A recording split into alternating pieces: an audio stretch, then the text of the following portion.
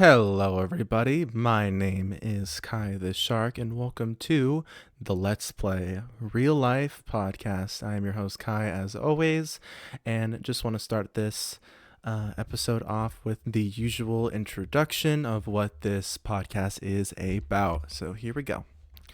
This podcast is about real life situations that we compare through video games and how they help or improve us as people. In some instances, during this podcast, we will talk about how video games helped us through life, but in some cases, we will talk about how video games helped us forget ourselves. But it doesn't matter, rain or shine, if you love gaming and you love realistic stories, you'll love this show. Now, I do have two guests. One is Ram from last episode, from the Roblox episode, and our other guest is SaplingLT. And if you don't know SaplingLT, SaplingLT has been a really good friend of mine, and actually, we met Sapling on this game, which we are going to be talking about in today's episode, which is Valorant. So I hope you guys enjoy. Again, I am your host, Kai, and let's get started.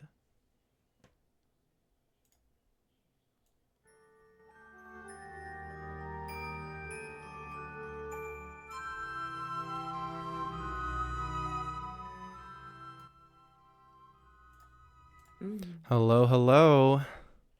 Hello. Are you guys ready to play some Valorant? I'm just kidding.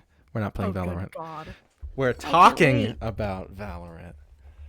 Who would like to start off with talking about Valorant? Anybody?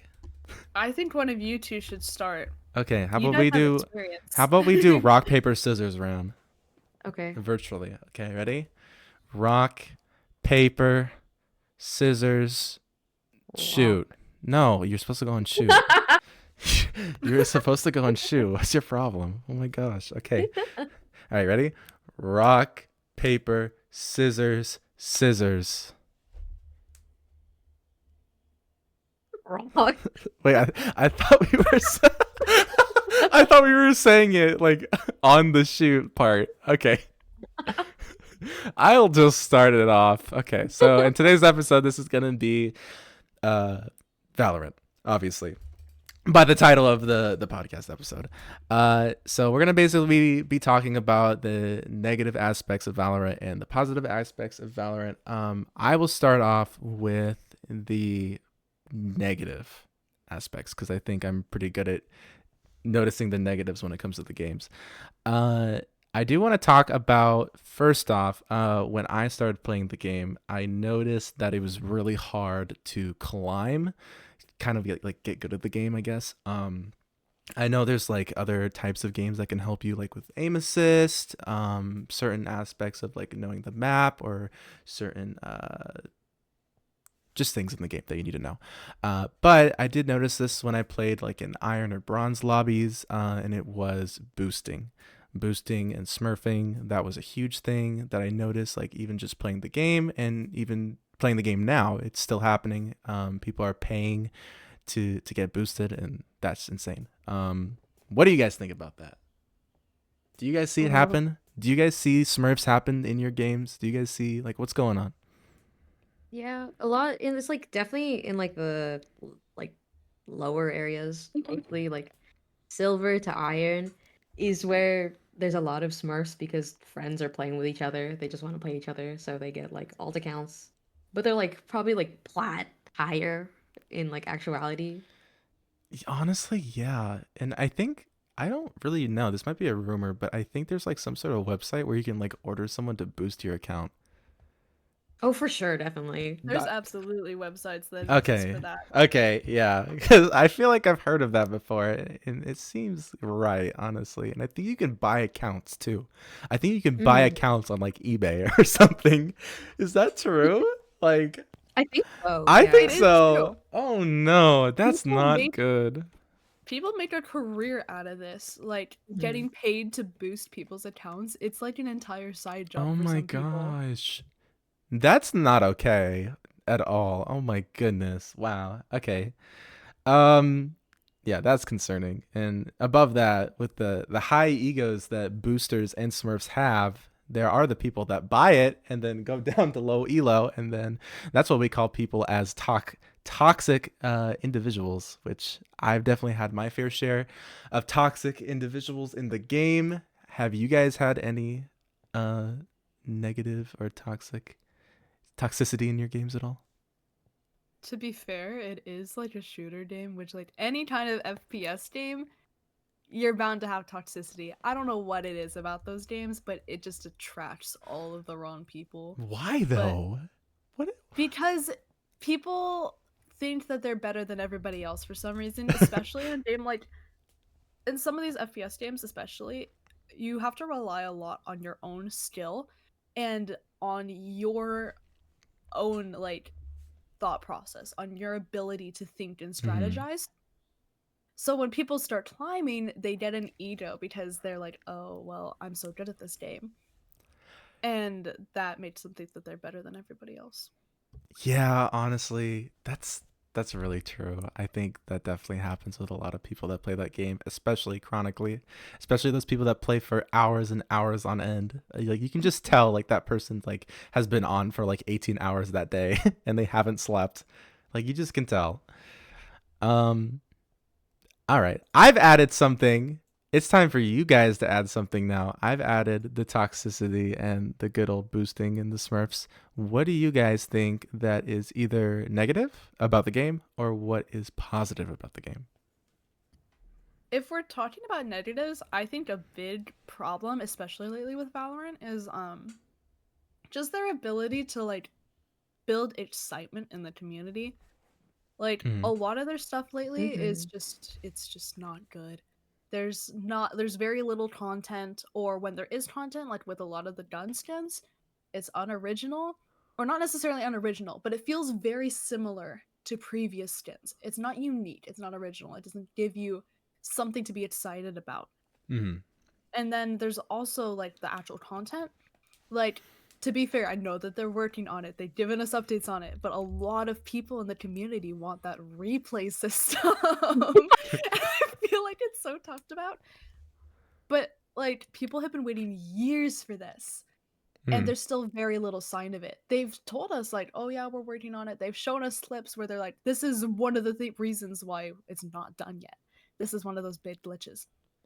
But Ah, sometimes their want to entertain the community leads to them putting either like too much time into it, or they're not able to find that balance where they put a good amount of effort into it so it does excite people, but it doesn't take ages. Some of right. their stuff comes out really quickly and you can tell that it came out really fast. But then there's other stuff that is like, guys, what's going on?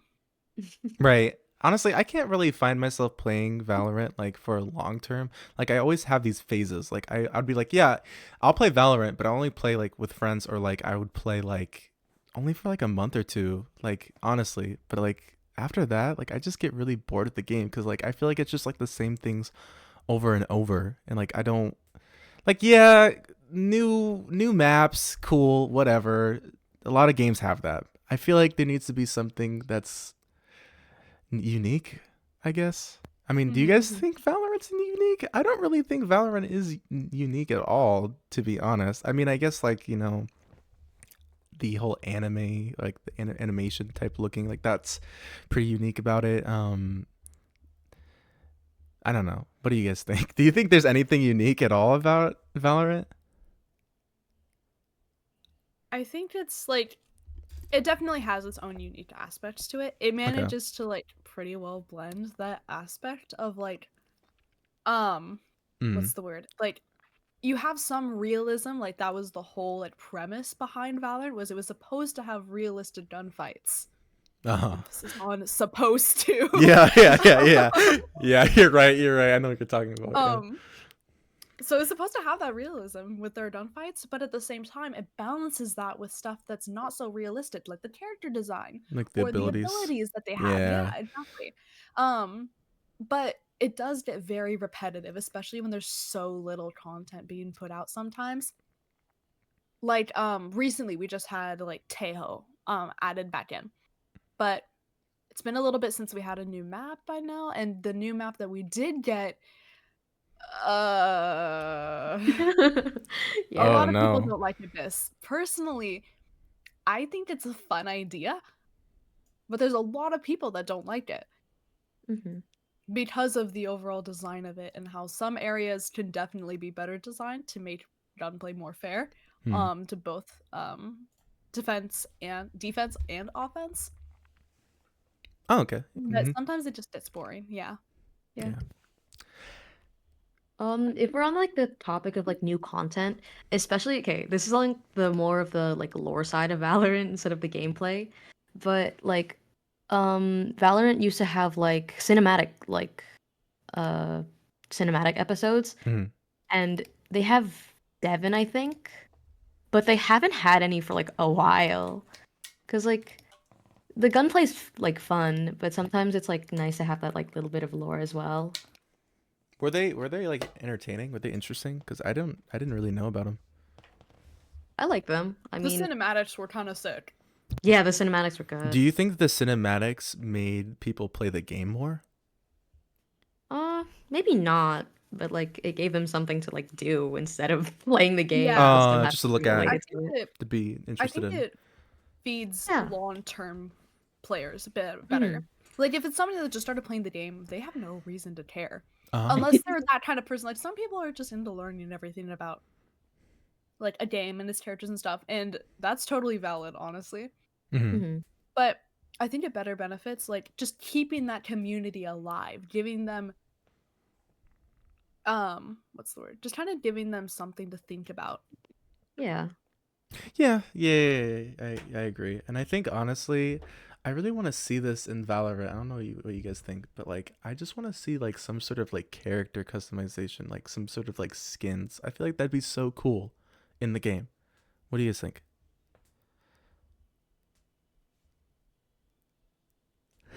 What do you guys think? Sorry, I was saying it. Okay. Uh, the silence was like, I don't like that. How dare you? No, Don't no, bring no, that no, up. no. It's a thought-provoking question. I like it. Yeah. Oh, you do. Okay. Um, it's hard to tell, especially considering that we already did the Dunstans. Mm, I feel like that could be misconstrued by some people. right. Just them adding in another form of customization. It's like, oh, this is just another money grab. I think it could be cool, but the unfortunate part to that is like even though character customization does have its benefits, like it helps you to kind of identify better with the person that you're playing as. Yeah. I think adds a new level to it. But at the same time, by doing that, you take away part of the lore and the story behind these agents. Really? Wait, No, I feel where you're getting at. I feel where you're Uh-huh. getting at because like I feel like they design like the characters which like in like they design it very intentionally, like what Huh. they add to it. And if you get to like customize that, it's like, oh, okay. Okay. I mean, they could make like lore related skins, I guess. That's like a possibility. Yeah, that's what I was thinking. I feel like they could make like lore related skins, to be honest. I think give us that'd be really Hatless cool. Killjoy. Hatless Killjoy. Yes. Hatless Killjoy, guys. We need I feel that. like that would work if they like dove deeper into the lore to give more lore to work off of for skins. Right. And the other part of that is I think that there are more benefits than negatives for character customization as well Hmm. because if you add in like new outfits and stuff for these characters, that can also help to illustrate part of their personality in some Mm. ways. Hmm. Yes, Like that'd it be shows great. you what kind of fashion they're into. Mm-hmm. But not just what kind of fashion, but that kind of fashion that they're showing off can also show you things about their personality. Like Mm-hmm. And the character. they're a very kind of techie person, or maybe they're a bit darker. It can help you get a better scope of like who they are, especially with like these newer characters where it's like, who are you guys? Like Teho just came out. We don't know anything about Teho. Who is this Hmm. guy?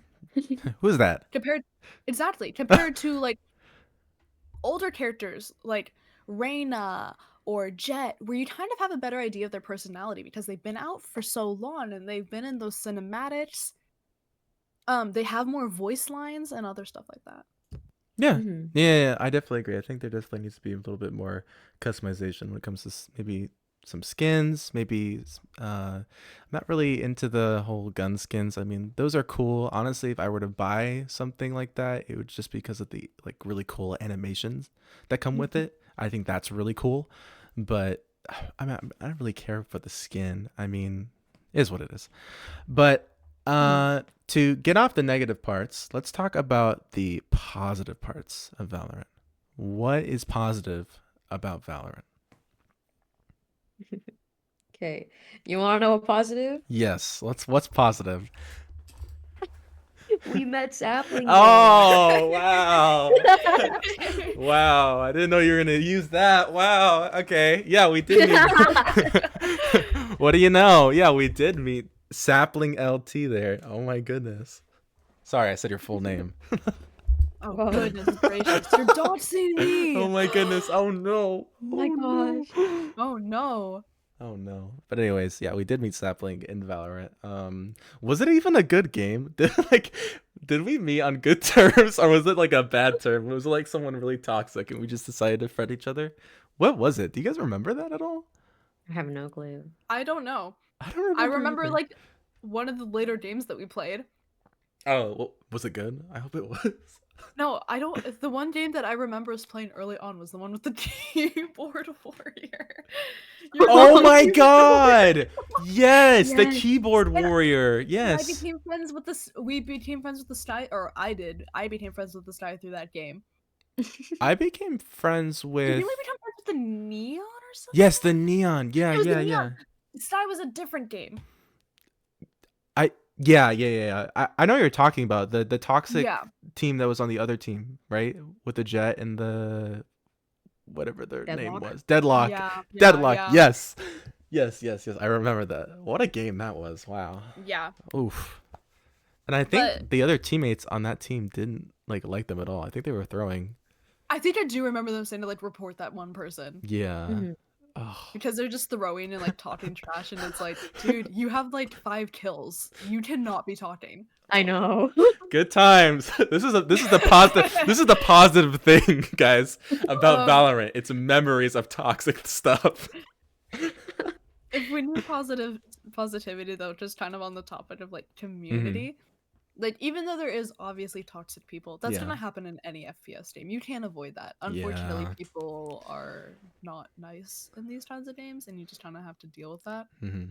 But it also gives you the opportunity to build that community, just like any other hobby does. But especially Mhm. just that communication that you need to have, I feel like kind of gives you the starting point to like if you want to pursue a friendship with that person, you kind of get an idea of who they are based off of how they communicate as well. Mhm. And it makes it easier to meet people who are like-minded, just basically like who have the same interests as you, who have the same similar personality, um, and people that you can just like enjoy being around despite all the toxicity that happens. That is very true. And I do believe, Sapling, you have met quite a lot of people in Valorant, right? And you've had your fair share of both. Oh, good God. Yeah.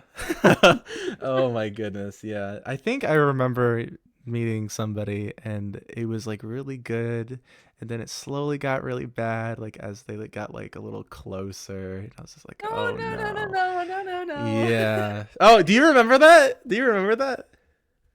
The one guy? The one guy that we're talking Yeah, about. I do One remember. The guy. one I guy. remember. The I one still guy that was their sister was a streamer and that's how we met them Yeah. basically kind of. Yeah. Yeah. And then we queued with both of them, and he was. And he Yeah. was like, I still get worried that he'll find me somehow. Like, I block him on What? everything, but every now and then I get like I already get anxious a lot. But like it makes it worse. Ugh. I'm like, what if he finds the guild that I'm in? What if No. we already know that he has a bunch of alt accounts. What if he friends me on one of them? Yeah. Oh, imagine like he's in an alt account. He's like in your like bronze silver game. Oh, with a whole different name. That's insane to think about. Oh my gosh. Exactly, because he has so many alt accounts, especially, and it's just hard to Ugh, know. Like, ugh. That's awful. it starts that, yeah, that's just that kind of process of toxicity. Is there's weird people on that game, man. Yeah, I know. And it's hard to know somebody the first time you meet them. Yeah, no, it definitely is. And I know, More than the first time. It took like 5 times with. yeah. And to the listeners, I know we're kind of talking about the negative aspects, but these are like our memories of this game. And honestly, like, oh, I know it's really bad, but something positive about something positive. I mean, I guess honestly, I'll say this with a grain of salt. I think in a short time, I think Valorant has helped me with my attention span. I think it's really good at kind of keeping you engaged and very focused into the game. Um, and I think that can help you with, aspects in real life too. I think that can help you, focus a little bit more, help you a little bit more, whatever it is. Maybe be interested in something that's in the game that you can also see outside. That's really cool. Really cool thing that I didn't mention about the maps. I'm not really interested in the maps, but there's like one or two that I could say, like just like the architecture of the maps. That's really cool. I think that's really interesting. I believe I don't really remember the map names. Can someone tell me the map names, please? Just give me a description. Ascent, You Yeah. got it. Haven, Ascent, Uh huh. Haven, Icebox, Breeze, Icebox. Lotus. Icebox. Oh, Icebox. Okay, so Icebox was one of the ones that I really liked. I thought it was very interesting with like the whole cargo like going up to like point B. There's a little down way you could go below it. I found that really cool and interesting. Those were like one of the ones that I really liked. I did not like Lotus. Lotus was one of those ones where I was like, I remember you hated that one. Lotus was You're so weird. fade for that. Hmm? You're so fade for that. I love Lotus. Why? Whoa. What I'm a god on Lotus. You don't Okay. Well, understand. okay, but being a god on a certain map or liking the map itself. That's the question. Do you like the map itself? I do like the map. That's awful. How dare you? I feel like you have a lot of options with that map too, just because like there's a couple doors that you can go through, but because it's a 3-site map, you have so many more options than you do on a 2-site map. Like you don't have to go straight from point A to point B. You can go around this way, you can go around that way. Am I There's thinking of so a many more different options. one? Hold on a second. I Lotus think map wait, Valorant. Hold on a second. Wait, was it that you I was playing with? Oh, I'm sorry. Not no, I do like Lotus. Never mind. There's another one I oh, don't hold like on. that is similar. It's the one with like Fracture? Oh, with Haven? no, it has this giant Fracture? zip line in the middle. Oh, Fracture! Fracture. Okay, What's Fracture? Fracture. I'm sorry. Fracture is garbage. I hated that one. Oh no, I hate it too. I hate it. It's too creative. Honestly. I don't think it's too Like creative. I think it's just so weird. Like it doesn't make any I sense. Why is there a zip line in the middle? Why? I get what they were trying to do with the map, but I think that there's too many options actually with that one. Because you don't it's hard to set up like if you're defending, like it's hard to watch both sides because they can come from like your left or from your right, Hmm. or maybe they find a way to cut in through your spawn and they Yeah, come I in. know. Like, there's Yeah. so It's many just like options, and you can't That's so defend true. against them all easily. it's a really attacker-sided map. It That's the is thing. so attacker sided. Yeah, yeah. That is It's so like true. it's too easy to attack and like too easy to rotate as well. For real. I would like to point this out. I don't know what you guys think, but do you guys think Valorant helps with social awareness? Social awareness? Yes. Like Um, communicating with the team a lot better.